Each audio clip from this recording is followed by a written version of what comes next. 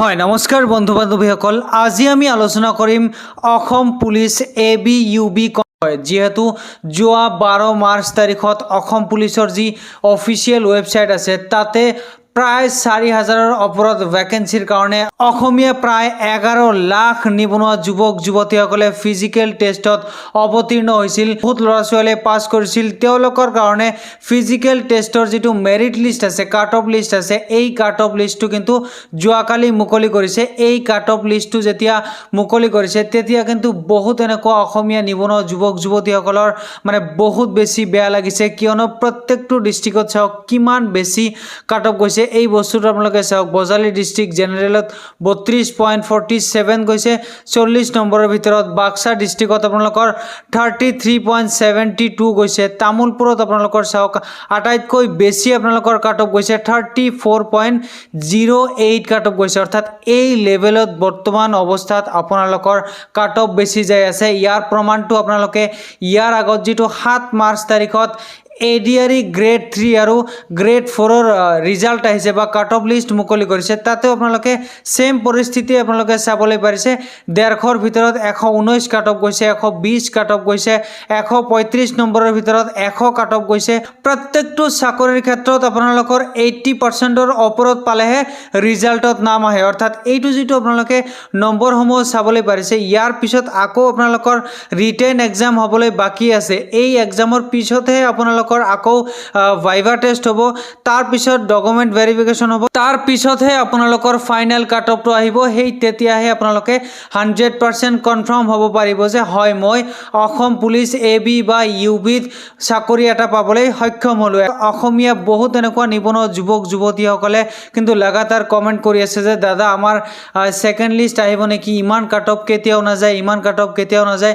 চাওক আপোনালোকে এটা বস্তু কনফাৰ্ম হৈ লওক যে আপোনালোকৰ কাট অফ এই যে আপোনালোকৰ কাট অফ আহিছে এইটো নহয়, ইয়াৰ ওপৰত যোৱাৰ সম্ভাৱনা আছে। অৰ্থাৎ ইয়াত আপোনালোকে 32.08 পাবলৈ সক্ষম হ'ল। ইয়াৰ পিছত আপোনালোকৰ এক্সামতো সেই একে অৱস্থা, অৰ্থাৎ কমসে কম আপোনালোকৰ 80% আপোনালোকৰ মাৰ্ক উঠাব লাগিব আৰু এই টোটেল মিলাই যিমান নম্বৰ যাব সেইটোৱেহে আপোনালোকৰ ফাইনাল কাট অফ যাব। এতিয়া যদি মই কওঁ কোনো ধৰণৰ সেকেন্ড লিষ্ট নাই, আপোনালোকে কমেন্টত গালি পৰা ষ্টাৰ্ট কৰিব, কিন্তু মই জেনুইন কথাটো আপোনালোকক ক'বলৈ চেষ্টা কৰি আছো যে আপোনালোকৰ যেটো কাট অফ লিষ্ট আহিছে এই কাট অফ লিষ্টৰ পিছত আৰু আপোনালোকৰ কোনো ধৰণৰ সেকেন্ড লিষ্ট হোৱাৰ সম্ভাৱনা তেনে ক্ষীণ আছে। অৰ্থাৎ কি সেকেন্ড লিষ্ট আপোনালোকৰ একেবাৰে নাহে বুলি ক'লেও ভুল কোৱা নহ'ব।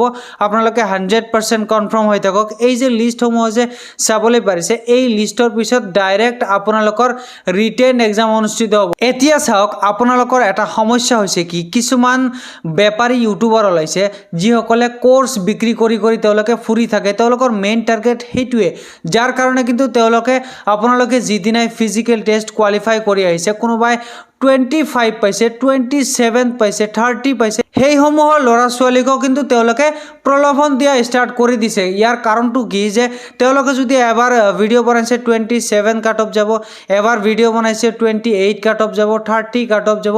তাৰ মানে তেওঁলোকৰ মেইন উদ্দেশ্য কি, ধৰক আপুনি 27 পাইছে আৰু 27 কাট অফ যাব বুলি ভাল ভাল ইউটিউবাৰে যদি কোৱা ষ্টাৰ্ট কৰি দিছে, তাৰ মানে আপুনি মোটিভেট হোৱা ষ্টাৰ্ট কৰিছে আৰু আগন্তুক যি ৰিটেন টেষ্ট হ'ব এই ৰিটেন টেষ্টৰ কাৰণে আপুনি প্ৰিপাৰেচন ল'ব আৰু এইটো আশাৰে তেওঁলোকে কাট অফ কমাই কিন্তু ইয়াৰ আগত প্ৰত্যেক দিনাই কাট অফৰ ওপৰত ভিডিঅ' বনাই কিন্তু কৈছে। এইটো আশাতে তেওঁলোকে কম নাম্বাৰ কাট অফ দেখুৱাই দিছে যাতে আপোনালোকে নেক্সট যেটো ষ্টেপ আছে ৰিটেন টেষ্টৰ কাৰণে, এই ৰিটেন টেষ্টৰ কাৰণে আপোনালোকে সেই ইউটিউবাৰ সকলৰ পৰা যাতে বেষ্ট এটা 100 200 300 400 বা 500 টকা কিনি লৈ পঢ়া ষ্টাৰ্ট কৰে। জাষ্ট এইটো আশাত কিন্তু কৈছে। আৰু জেনুইন কথাটো হ'ল কি যে আপোনালোকৰ কোনো ধৰণৰ সেকেন্ড লিষ্ট নাহে। যোৱাকালি আপোনালোকৰ মেৰিট লিষ্ট আহি গৈছে, কাট অফ লিষ্ট আহি গৈছে, তাৰ পিছতো বহুত ইউটিউবাৰে কৈ আছে সেকেন্ড লিষ্ট আহিব, সেকেন্ড লিষ্ট আহিব।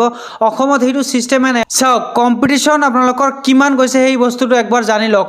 11 লাখ অসমীয়া নিবনুৱা যুৱক যুৱতীসকলে অসম পুলিচ AB আৰু UB যে কনষ্টেবলৰ ভ্যাকেন্সি মুকলি হৈছিল 2023 বৰ্ষত তাতে এপ্লাই কৰিছিল। ইয়াৰ ভিতৰত তেতিয়াহ'লে চাওক যে কিমানজন মানুহে পাস কৰিছে, ভ্যাকেন্সি কিমান আছিল।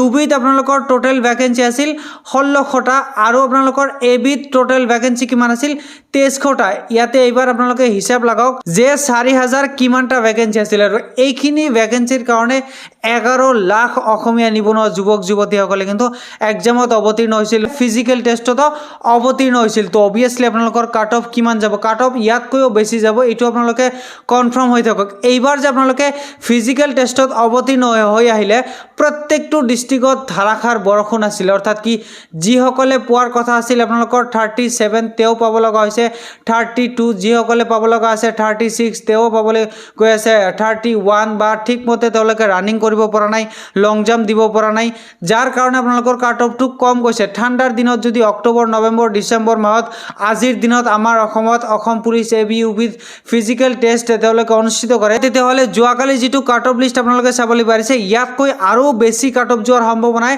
অধিক আছে, এইটো 100% কনফাৰ্ম। ইয়াৰ কাৰণটো আপোনালোকে নিশ্চয়কৈ জানে, গোটেই অসমত ধাৰাসাৰ বৰষুণ চলি আছিল, ফিল্ডৰ অৱস্থা এটা ফিল্ডৰ অৱস্থাও ঠিক নাছিল, যাৰ কাৰণে আপোনালোকৰ 1, 2 কাট অফটো কম